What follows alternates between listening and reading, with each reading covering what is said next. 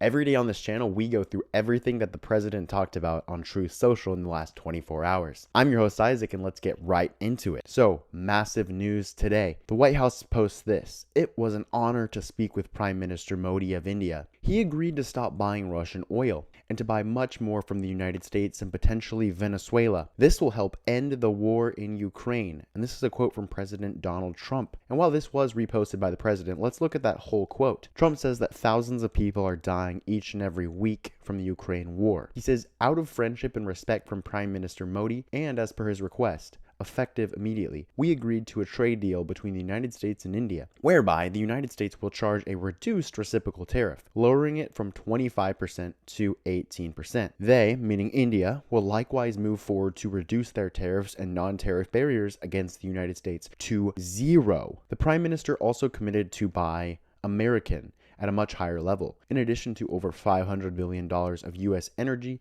technology, agriculture, coal, and many other products. Our amazing relationship with India will be even stronger going forward. Prime Minister Modi and I are two people that get things done, something that cannot be said for most. Thank you for your attention to this matter. Now, I don't normally share my opinion on this channel, but I want to stress how big of a deal this is. We've seen India kind of get pushed towards China. They've not wanted to cooperate with the United States, but this agreement to not buy Russian oil, instead buy Venezuelan and United States oil, is big. It cuts off a huge amount of funding for the Russian government and their military, and could bring Putin to the table in terms of negotiating an off-ramp. One of the things we see Trump do is he tries to cut off his opponents, for example, Iran and also Venezuela. He tries to cut them off from their money supply and their allies, and then he forces them to the table. And Trump posts this picture from Newsmakers of the Year 2025. It's a picture of Modi and Trump. And the India glazing continues, saying India's beautiful triumphal arch. Ours will be the greatest of them all. And Trump also says he welcomes the investment of China and India in Venezuelan oil. We've also had huge developments on the foreign policy front in other regards. Trump shares U.S. forces striking ISIS Somalia leaders in Somalian caves. And this mission killed 14 ISIS operatives in Somalia, and no civilians were harmed. And Trump is upping the pressure on Iran. This comes after Mark Levin says Iran is turning into the North Korea of the Middle East. And Trump shares how he's open to the Iran deal as the U.S. is bolstering forces in the Middle East. Okay, and the hot topic everyone's talking about right now, Jeffrey Epstein. Trump says, the Grammy Awards are the worst. They're virtually unwatchable. CBS is lucky not to have this garbage litter their airwaves any longer. The host, Trevor Noah, whoever he may be, is almost as bad as Jimmy Kimmel at the low ratings Academy Awards. Noah said incorrectly about me that Donald Trump and Bill Clinton spent time on Epstein Island. Wrong. I can't speak for Bill, but I have never been to Epstein Island, nor anywhere close. And until tonight's false and defamatory statement, have never been accused of being there, not even by the fake news media. Noah, a total loser, better get his facts straight.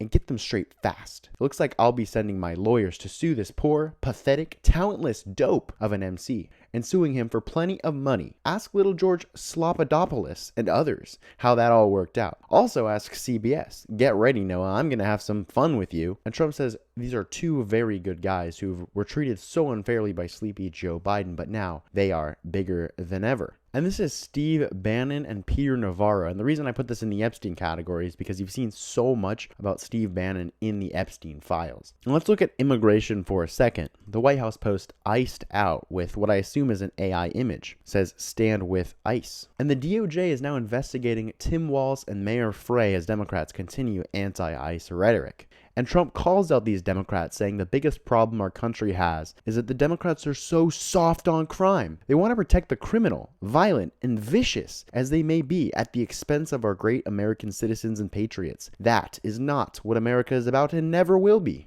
And the White House says under President Trump, law and order has returned to our nation's capital. There's been a 26% reduction in all crime, an 80% reduction in homicide, 58% in robbery, 28% in burglary, and 57% in vehicle theft. And this is from the Metropolitan Police of Washington, D.C. And we saw that post from earlier, Donald Trump calling out Democrats for being soft on crime. The White House quotes this saying, "Make America safe again," and Trump reposted that. And this is Donald Trump and Melania Trump at the Kennedy Center at a showing which we learned yesterday is getting shut down for refurbishment. And Trump shares this from Forbes that says Melania was originally projected to gross an estimated $2 million to $5 million.